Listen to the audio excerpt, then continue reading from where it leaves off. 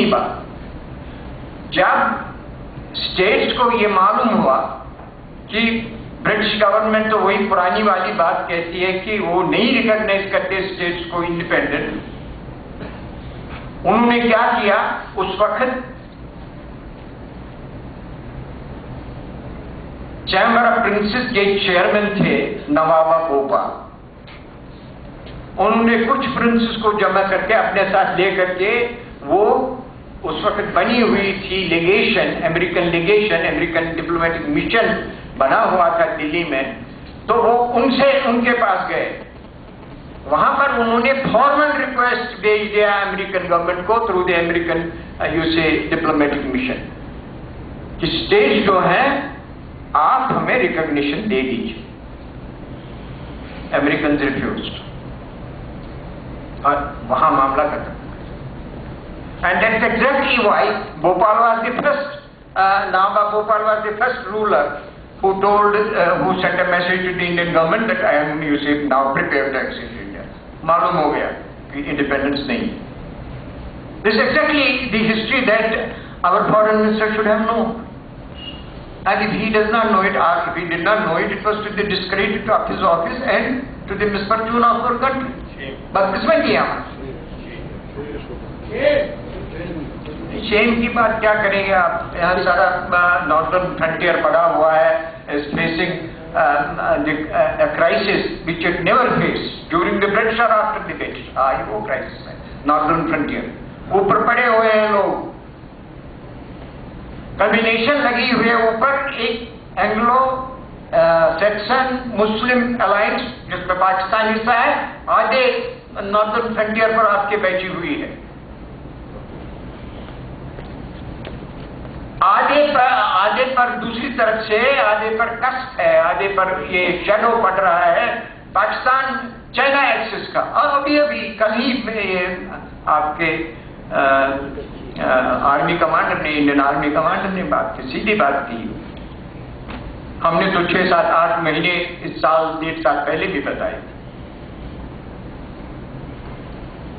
एक foreign deputy foreign minister India के हमारे साथ बैठे हुए हैं यहाँ पर, एक सेमिनार में दिल्ली में ये मौजूद थे। जब मैंने वहां उस सेमिनार में बोला था तो मैंने कहा था कि northern frontier of India has been left undefended so far. मुझे ये मालूम नहीं कि उस वक्त इन्होंने कितनी सीरियसली वो बात ले ली थी, मगर आज वो लग रहा है कोई क्या 6, 7, 8 साल पहले की बात, आज कुछ लग रहा है कि है ऐसी बात। तो इसलिए शेम की बात ये नहीं है, ये कंसर्न की बात है, ये बड़ी सीरियस कंसर्न की बात है।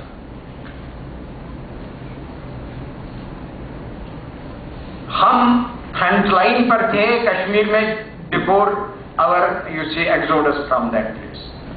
कश्मीर का हिंदू कश्मीर में फ्रंटलाइन पर बैठा हुआ था, लड़ रहा था।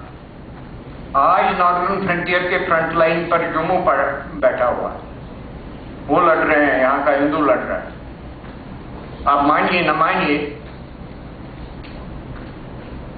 मगर जो मैं कह रहा हूं कि एक दिन आप शायद इतना तो कहेंगे कि शायद जो मैंने कहा उसमें कुछ सच्चाई है।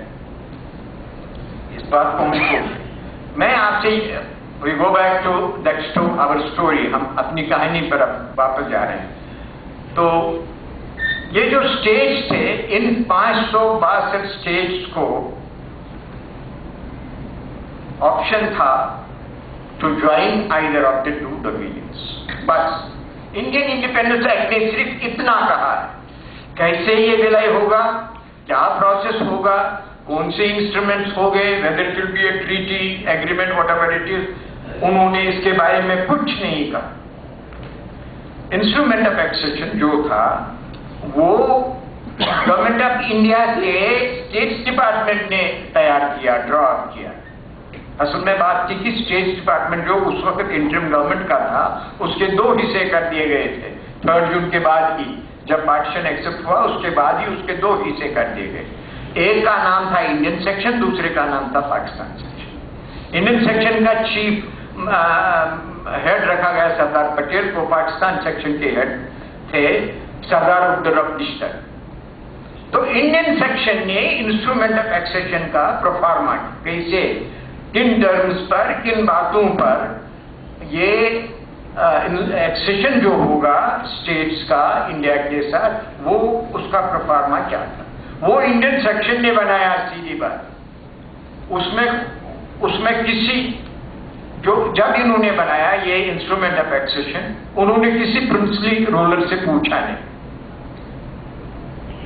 कोशिश की गई उस वक्त स्टेट्स पीपल्स कॉन्फ्रेंस जो थी, उन्होंने कोशिश की कि हम इनको कुछ थोड़े से रिकमेंडेशन भेज दें, बट द स्टेट्स, ये इंडियन सेक्शन स्टेट डिपार्टमेंट का उन्होंने रिफ्यूज कर दिया, खुद बनाया बिल्कुल on their own. National conference के लीडर तो आज घूमते फिर रहे हैं, और हमारे भी कुछ लीडर, उनके बारे में तो मालूम नहीं, नेशनल कॉन्फ्रेंस के लीडर तो आज ये घूमते फिर रहे हैं कि बड़ी कंडीशंस लगाई इंस्ट्रूमेंट ऑफ एक्सेशन में। वो कंडीशनल था या वो क्या था, वो तो उस वक्त जेल में थे, ब्रिट कश्मीर के वो सजा भुगत रहे थे। जिस वक्त ट्रांसफर ऑफ पावर 15 अगस्त को हुआ, सारे नेशनल कॉन्फ्रेंस के लीडर्स और कार्डर्स जेल में थे, और उनका नेतृत्व जो हमारे सामने बैठे हुए थे, ये अंडरग्राउंड थे मोहिउद्दीन कारा के साथ, चुपचाप बैठे थे, इनको भी मालूम नहीं था किसी को। मतलब मेरा ये कहने का मतलब है कि इंस्ट्रूमेंट ऑफ एक्सेशन जो इंडियन गवर्नमेंट ने विलय के लिए बनाया, ड्राफ्ट किया, उसके टर्म्स, उसका प्रोसीजर, उसका फॉर्म, वो इंडियन गवर्नमेंट ने तैयार किया। और जब विलय की बात आ गई, एक्सेशन की बात आ गई, प्रिंसेस ने सीधा उस पर दस्तखत किया, कोई कंडीशन नहीं। they were given no condition, they were given no option to change any provision of this instrument of accession. जिस प्रिंस को एक्सीड करना है वो इस पर दस्तखत किया सीधा। तो आप समझ सकते हैं कि ये इंस्ट्रूमेंट ऑफ एक्सेशन जो था, ये ओनली वन वे प्रोसेस था, unilateral process of integration of the states with India. कोई ट्रीटी यूनिलैटरल प्रोसेस नहीं होता है, ट्रीटी हमेशा एक बायलैटरल एग्रीमेंट होती है, इंटरनेशनल एग्रीमेंट।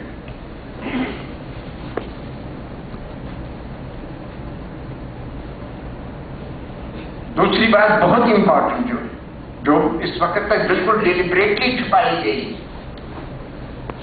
वो ये कि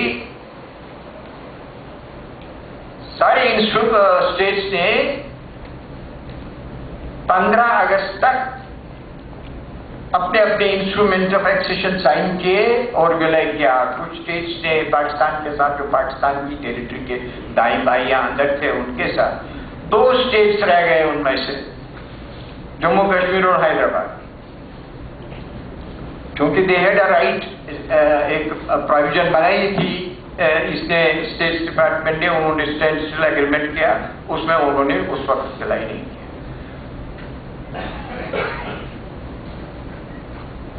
जब इन्वेजन हुआ और उसके बाद महाराजा हरि सिंह ने एक्सेशन साइन किया, उसने भी वही इंस्ट्रूमेंट ऑफ एक्सेशन साइन किया जो बाकी 116 मेजर स्टेट्स ने साइन किया था। विद कामा फुल स्टॉप का फर्क नहीं, no change.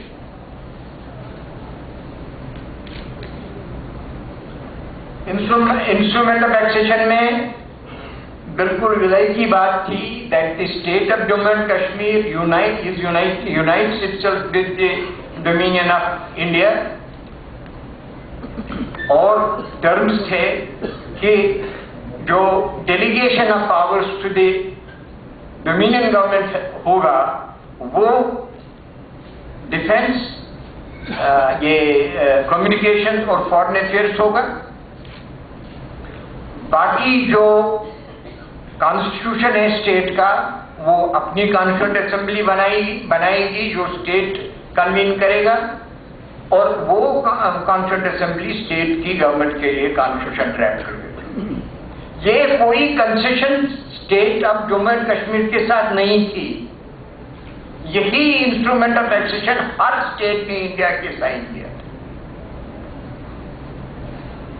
This is exactly what has been, इसको कंसील किया गया बराबर। आज तक लोगों को ये बता दिया गया कि जम्मू कश्मीर के साथ जो इंस्ट्रूमेंट ऑफ एक्सेशन हुआ, वो इंस्ट्रूमेंट ऑफ एक्सेशन डिफरेंट था उन इंस्ट्रूमेंट्स ऑफ एक्सेशन से जो बाकी स्टेट्स ने साइन किया। ऐसी कोई बात नहीं, वही एग्जैक्ट काम आप उसका कोई बिल्कुल the same standard instrument of accession.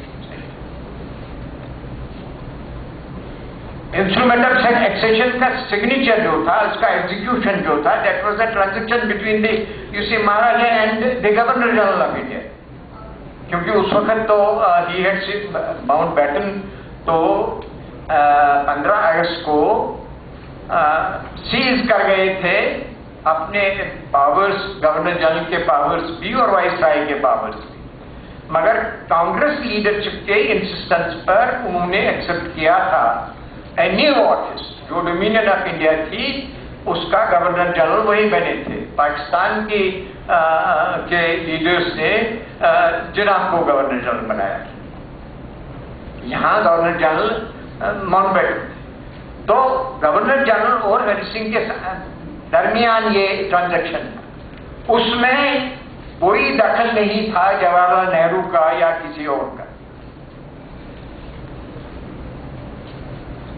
या नेशनल कॉन्फ्रेंस लीडर्स का।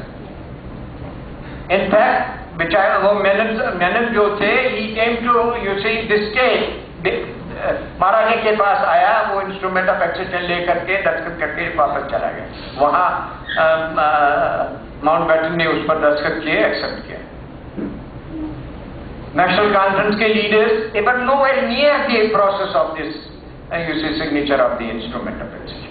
कोई कहीं नहीं था, किसी ने हो ही नहीं सकता था। There was no need of an endorsement of the instrument of accession, जो आज तक लोगों ने बराबर तांता लगाया है, कहानियां बनी हुई है। फिर हमने साइन किया इंस्ट्रूमेंट ऑफ एक्सेशन, बट हमने ये कंडीशंस लगा दी। Who signed the instrument of accession?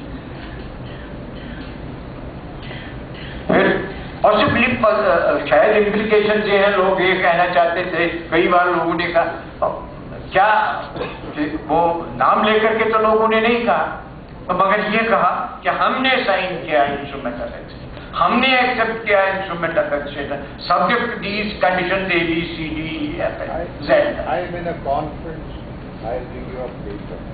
कोई कंडीशन किसी ने कोई सिग्नेचर नहीं लगा था, किसी का सिग्नेचर एंडोर्समेंट की जरूरत ही नहीं थी, तो इन्फ्रैक्शन हो जाता है। और दूसरी बात ये कि नेशनल कॉन्फ्रेंस के लीडर जो थे वो